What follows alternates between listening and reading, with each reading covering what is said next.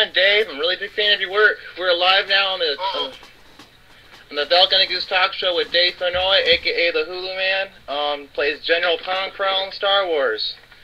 Glad to have you on the show. Well, thank you so much, and hello everybody that's listening, and thank you, Kevin, for inviting me. Yep. A lot of questions to ask. I mean, you know, I don't get that much time on here, you know, but I got some questions for you, and okay. My co-host staying here, he's still... Hopefully I'll have some answers. Yeah, my co-host is sleeping, so it's just me today, but... You're a really good voice actor. You've been doing it for 25 plus years. I just got done watching your interview with Bill DeWeese on YouTube. That was very interesting. Oh, wow. Yeah, like Bill, he's, well, I have to say, I've met him through Facebook and his posts and his classes. I haven't taken any, but he does a lot of free things to help people trying to get into voiceover, and became a big fan of what he had to say about how to get into voiceover, and we have become friends, and got to hang out a little bit in Chicago when I was there a couple of months ago. Yeah. I was watching that because I've always been interested in voice acting. It's been one of my dreams. I've always wanted to do it. Well, you know what? Nowadays, the doors are wide open. It's easier and more difficult to get into voiceover, and for the same reason, the technology is a lot less. Anybody with a Mac, a microphone, and a high-speed internet connection can really at least say they're doing this business. How much working you'll be doing, that's another thing. But if it's something that you really have your heart set on and you have a talent for it, there's no reason why it can't happen. So tell us, Dave, what was your inspiration to become a voice actor? I mean, did you have anything that inspired you to start this job or career? Life is funny. If somebody had asked me when I was a very young man what I was going to do, acting would have been on the list, or rock and roll star. I was playing music and I was acting. Got married, had a kid, realized that the rock and roll thing wasn't going to happen. So I went into radio, and I was a disc jockey in the San Francisco Bay Area for a long time. And while there, I kind of discovered voiceover, which kind of odd to discover something that's omnipresent, that's all around you all the time. Anytime you hear a voice on anything, that's somebody who got paid for you to hear that voice. And yet, when I was first introduced to it, it was like, oh, voiceover. Wow, I never thought of that. I kind of look at it as a forest for the trees. I mean, it's so omnipresent, you almost don't even see that it's there. That's changed quite a bit. A lot of people are interested in voiceover now. But coming out of radio was really how I got started. I did read that you played music. You play guitar, if I'm not mistaken. I also play guitar. Yep. So, well, there you go. Great mind work alike. Yep. So, what is your opinion on Star Wars Episode 7 and the whole Disney Lucas ordeal? One, I'm not sure I would call Disney buying Lucas an ordeal. I think Disney has a long history of a lot of great projects. Some that weren't so great, too. Yeah. But I think they will keep the Star Wars franchise alive. Looking at Lucas, he's hit an age where he's ready to kick back and retire a little bit. I think he wanted to see the franchise stay alive. Somebody offered me $4 billion for anything, I think I'd probably give it up. I think I would, too.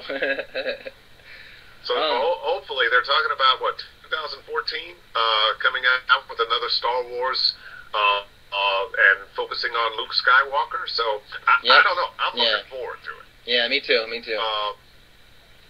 And actually, where the Clone Wars are concerned, I haven't actually gotten to watch a lot of Clone Wars this year because I've been so busy with some other things. I've been working for the last year on The Walking Dead game, and the final chapter should be coming out shortly. Yeah, congratulations on that for getting the lead.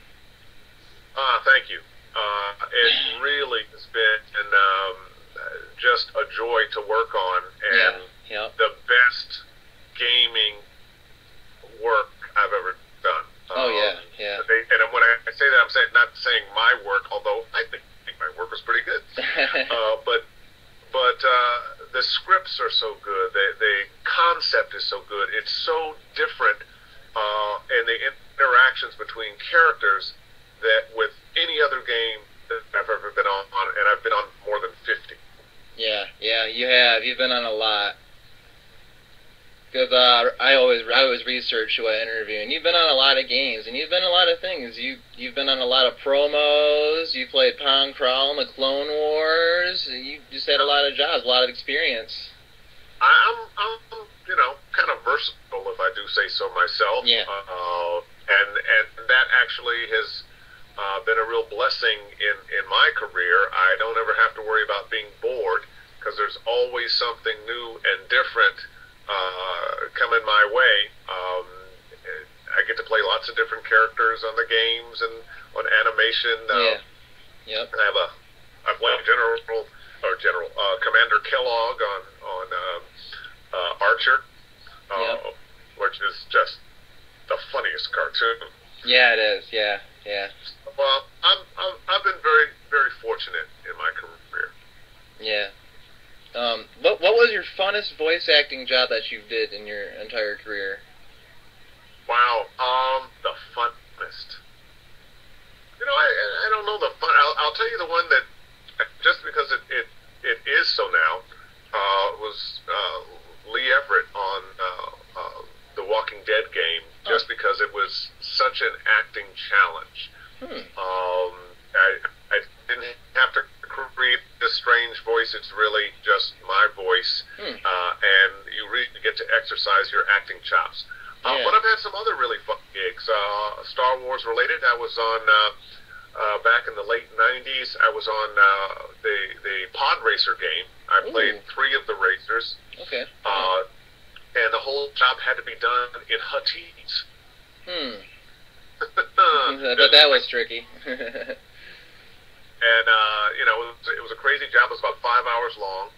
And because you're a pod racer and you're racing, everything is shouted. So you've got this script with it in Huttese, and next to it is what it means. And a director behind the glass in the booth who actually had to learn how to speak Huttese so he could tell me how to pronounce everything. Yeah. And so it takes a couple hours to get through the one character, and he goes, "Oh, that's great. Now I want you to do it again. This time you're a different character. This time I want you to do Huttese, but with a Jamaican accent." I did that, and once we were finished with that, he goes, "Oh yeah, okay, now I want you to be real homeboy, so you know it was Huttese with like a homeboy thing happening." So that was a wild job, and you tell it's one of my favorite stories because I've been telling it since 1995, 96, whenever that was. Yeah. But I've had a lot of really good jobs over the years. Even playing Dick Scott, manager of New Kids on the Block, and the New Kids on the Block cartoon, which was the first cartoon. Cool. 90 or 91. Yeah. Crazy, huh? Yeah. What was it like playing General Pong Crown, working with Dave Filoni? I mean, that must have been wonderful. That's a franchise that every voice actor would just love to be a part of. Dave Filoni is Star Wars. I mean, he's just immersed in it. It is his life. That franchise, Star Wars, the Clone Wars, I don't know that it could happen without him. He's just really the guy. So getting a chance to work with him and play a very powerful character was just wonderful. And like most jobs in voiceover, I auditioned. They liked what I did, brought me in, and got to work with a couple of of buddies. I've had the honor of working with D. Baker a few times, and got to work with him again. Most of my scenes were with him, so we got to work, on mic. And it was great. And it's funny. You have a great time when you're doing the voice, but you generally you don't see the picture. You're not doing the picture or anything. Yeah. What got me was when the episodes came out, and they were just so doggone good. And I do. I love my ending fight scene. Yeah. I only have one regret. What was that? And I was in the mid-sentence, and they shot me right in the head. I mean, I'm just talking in the back. That's horrible. Bring General Pong in some way, somehow, a prequel. Maybe we can find how General Pong Krell became the evil person that he was. Yeah. I mean, you've been through a lot. I mean, were there any ups and downs to voice acting?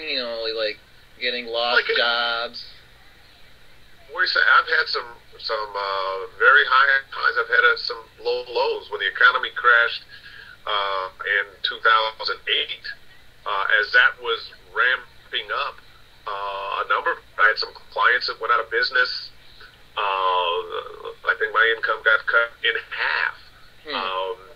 For years, I was the voice of Showtime at the Apollo. That came on every Saturday night, and also Time Life Music, the R&B and gospel collections. Well, two things happened. One, Showtime at the Apollo just stopped producing the shows, and at the same time, Time Life Music went bankrupt. The change in the music business and the economy put them pretty much out of business. People don't really buy. When's the last time you bought a CD? Or download something, if you or do what we're doing now, Pandora or Spotify or something, and you don't necessarily have to buy any music. I encourage people to, because just eat, but just change the game and put them out of business. Well, those at the time were my two biggest steady clients, and it was like, have my money gone, man. What am I going to do now? It took regroup. So yeah, there have been some downs. About the same time I started with Hulu, but Hulu at that time was just started, and as they've grown, I've grown with them, and it's been just a really good connection for me, and I hope for them as well.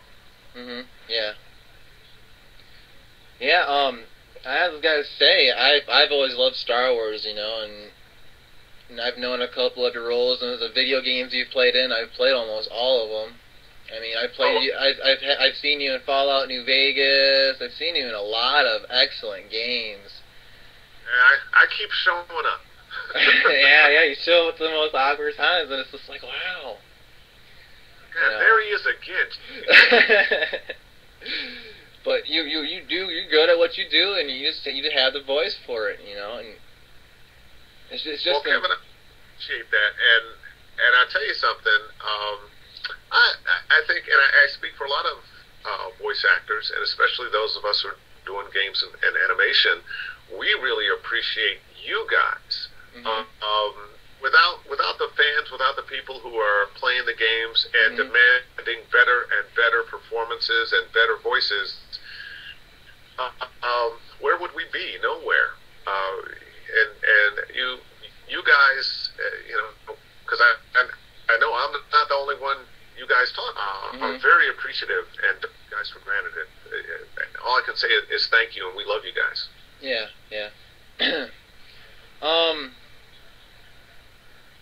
I mean, how'd you get into Hulu? I mean, how did that start out? Did someone just offer that to you? Very funny story. Most jobs you get by auditioning, and an audition that came through your agent, and I have numerous agents representing me in various parts of the country. However, the Hulu thing, completely different. I was at a party. I was a guy, and he leans over and he goes, "Hey, what's your name?" It's Dave. And I go, "What do you do?" I'm a voice actor. And he goes, "Oh, well, you know, I'm a producer, and I'm working with this new thing. It's called Hulu. It's like your favorite TV shows online, and well, they're looking for a voice. Give me your email address, and I'll send you a script. You never know." And he sent me the script. I did a read or two. He did a read or two, and a week later, I was the Hulu guy. Wow, that's incredible. I mean, if you had any favorite Star Wars episode, what would it be, like, of the trilogy? Well, you know what? I'm very, very old school. I like the first one and Return of the Jedi. Yeah. That's what I like to let people, Return of the Jedi in the first one, because I like the older ones. Yeah, those are my favorite. I was not a big fan of Jar Jar Binks. And I'm looking forward to seeing what Disney does. Yeah, I am too. Me and my co-host are really excited about that because we both think it's good. We think that George Lucas just wanted to keep the franchise going for the fans and the future generations. Absolutely. And, you know, it's a funny story about George. I mean, not that he needed the $4 billion, because Lord knows he's got more money than he could ever possibly spend. Yeah. You know, when they make, you guys probably know this, when they made Star Wars, somehow the movie company wasn't really interested in the merchandise, and allowed Lucas to have all the merchandising, and alone has made him one of the wealthiest entertainment moguls in history. I mean, think of it. I've got Star Wars shirts upstairs that I'm wearing. Think of all the costumes. Yeah. Think of the toys. I mean, and since the movie came out, it's never stopped. Star Wars stuff, and we're gonna be buying Star Wars stuff. Yeah, it's never going to stop. That's my honest opinion. Everyone's going to keep buying Star Wars stuff. That's why I think it's good that Disney bought it, because they found the top 3 toy franchises in the United States, and possibly around the world. Absolutely. 1,000 years from now, this culture is dead and gone, and there's some other culture that's archaeologists digging stuff up. They're going to be talking about Star Wars and the effect of this particular this franchise that affected so many people and made so much money and sold so many products. They may even think it was yeah. Are you a fan of The Walking Dead? The TV series? Walking Dead. I have read some of the graphic novels. I've seen the show. I'm not like, oh, Walking Dead, I gotta watch Walking Dead, but I've watched and I like it. And to be really honest, I didn't really start watching The Walking Dead until I had auditioned for and gotten the part of Lee Everett. And I said, hey, let me really take a look. Let me see if the TV show, because they told me it was going to be a lot like the TV show. Let me see if the TV show is like the graphic novel, and it is. And they've done everything they can to keep it true to that. And you know, Robert Kirkman is involved with not only the TV show but also the game. Oh wow, he must be a really nice guy to meet. I've always wanted to meet him. I like his work. I don't know. I have not had a chance to meet him personally. He works pretty much with the Telltale guys, and the head there. He hasn't inflicted himself on us as actors. I don't know why, but I imagine he's quite busy when you got a TV show, a graphic novel, and going on. Yeah. You know, that's a lot of wheels to keep spinning. and he has brought in people like Sean Vanneman, who's the head writer for The Walking Dead, who their writing stays true to the franchise. He brought in Gary Whitta, who's written some episodes, specifically episode 4. And Whitta's known, he wrote the Book of Eli, that Denzel Washington. Yep. So they've got really good people working on The Walking Dead, and once again, I'm just pleased to be a part of it, and couldn't be more pleased to play the lead character. Yeah, I can't wait till it comes out. It looks like a really good game. I was reading up on the online forums on it, and it looks really good. Yeah, I'm just waiting on episode 5, and if you played or watched any other episodes through 4, you know it's like, wow, really? And episode 5, have your tissues handy. I've gotten some back from a lot of Walking Dead fans that say this is the first game that they ever got emotionally involved with the characters. That there are points in the game where they were crying. That's why it's going to be such a good game, because that's what everyone's told me. That's where the forum is. It's almost like a really good soap opera, but it's based on a TV show, and that's why people love it so much. And I think it's a great idea. I think they should make more games like that. And you know what? I think this is the first of that genre of games that actually do that. And I think you'll see over the next year or two more companies doing the same kind of thing, because the gaming community, the people who play games, look at it historically, games started hitting about 1995 or so, mid-90s. They've gotten better and better, the graphics, the scripts, the acting, and now they've kicked it into a new emotional level. And other games, since this is the first one that really, really does that, now you're going to find other games that are coming down the pike that are going to do the same thing, so they can enjoy the same kind of success, because the gaming public is looking for something new. They're older now, they're more sophisticated. Pong ain't getting it. Nope. I don't have any more questions. I have a fan who wanted to ask you something. What is it? He's a big fan of RoboCop, and you play in the video game. He wants to know, did you enjoy being that part in the RoboCop video game? Oh yeah, absolutely.